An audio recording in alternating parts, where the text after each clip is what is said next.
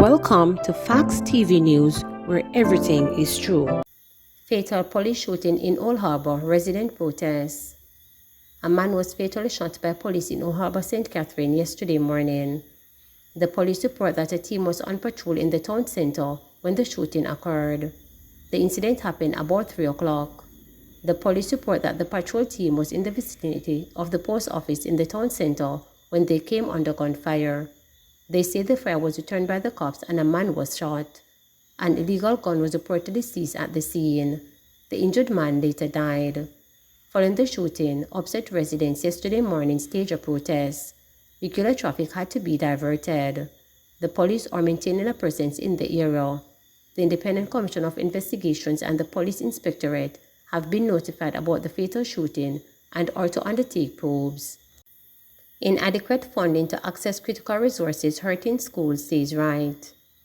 High school principals believe there has been little or no improvement in human resources and financial support to effectively combat a raft of problems in school over the years, including violence. That's according to Linford Wright, president of the Jamaica Association of Principals of Secondary School Jobs, who argued during a forum earlier this week that there is a need for the government, through the Ministry of Education, to seriously invest in the lives of the country's children in order to guarantee them a prosperous and solid future. We have done nothing in terms of improving funding and improving the human resources, the technological resources, and improving the financial resources to ensure that we can get our social workers, the people into psychology, to support school system to help these students, stated Wright. In 2017, the Ministry of Education increased the amount of money allocated to public schools per child. Some $2,500 is being provided per child attending primary school, up from $850. That amount is equivalent to $250 per month.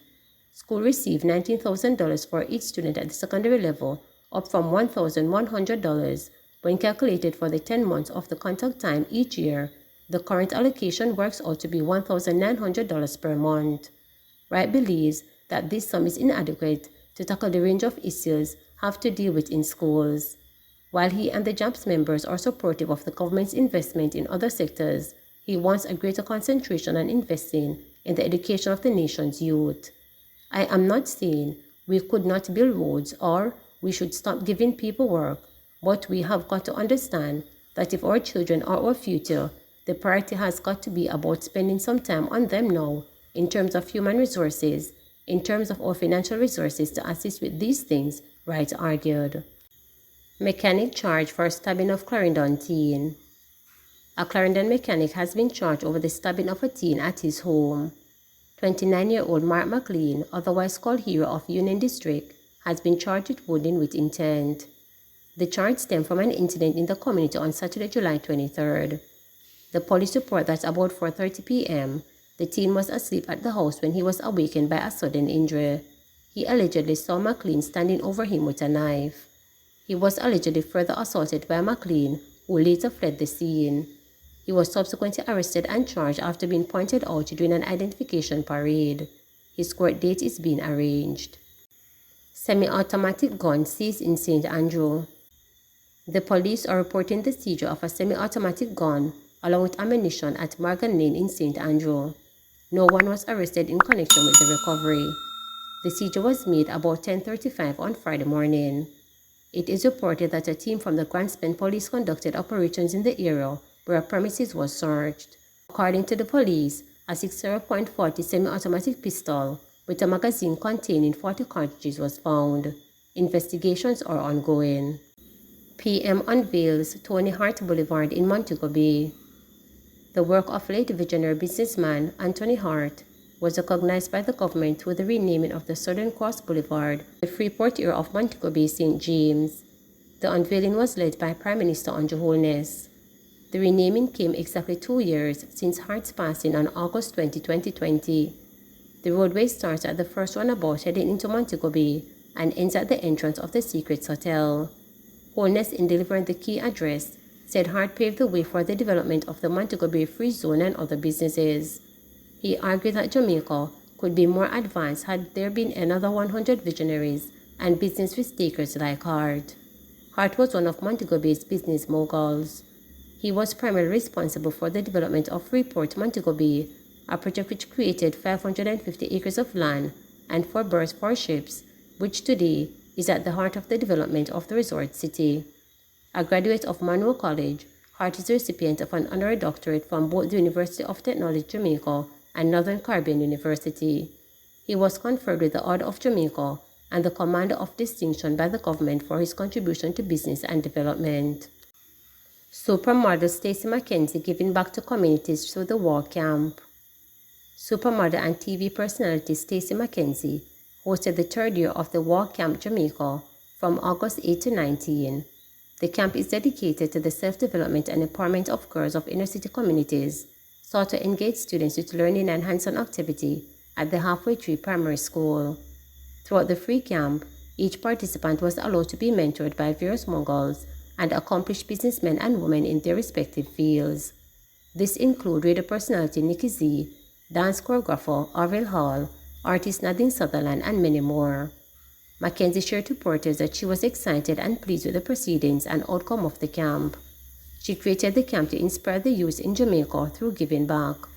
The War Camp is a camp that I give to 20 to 30 girls every summer. It kick-started in Canada, then I brought it back home to Jamaica because I saw the importance of giving back to the youth she shared.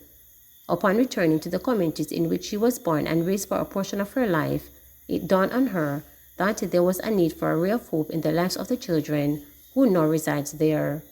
It started when I went to the inner-city neighborhoods that I came from, Almontown and Slipe Road, and when I went to Canada, I grew up in Glendower. So I would like to do is, I would go back to these neighborhoods and speak to them. While I was in my old neighborhood, the city girl came up to me and said, "You're the only one that ever comes back and come look for us," Mackenzie explained. It was this conversation that inspired her to self-reflect on more ways in which she could give back to her community and children in need. I decided that I was going to create something to give back to the youth, starting with the girls. Establishing a new mission and goal in her life, she spent months working on her plan, ensuring that she finalized details on who she was going to inspire and how she was going to do it. What I did, I created the War Camp, and what happened is that each day they have a different mentor in their respective fields. They are mentors from the fashion industry, business, finance, entrepreneurship, health, and wellness. They are mentors in all of these fields, and they tell their stories that talk about what it took for them to get where they are today. It gives the hands-on workshop on how to get into the industry, she said. I didn't want them to pay for anything, and if they do pay for something, I want them to get it back. I want them to hear from other people. I want them to learn from other people. I made a list of people who I have worked with, my connections, and people who I don't know like that. I made a list as many people as I can think of. It took a couple of months for me to just sit there and focus on it, the motivational speaker said. For my company, Walk This Way Workshop, which is training aspiring models, I was known for my walk, but when I created the Walk Camp, I looked at it deeper and I was like, you know what? It is not just about me having a great walk. It is more than that. It is about the journey. It is about the obstacles and challenges they face. It is about the good and the bad and the ugly of their walk, which is their journey in life, she continued. Mackenzie looks forward to the expansion and outreach of her camp to children in each parish across Jamaica, as well as the entire Caribbean.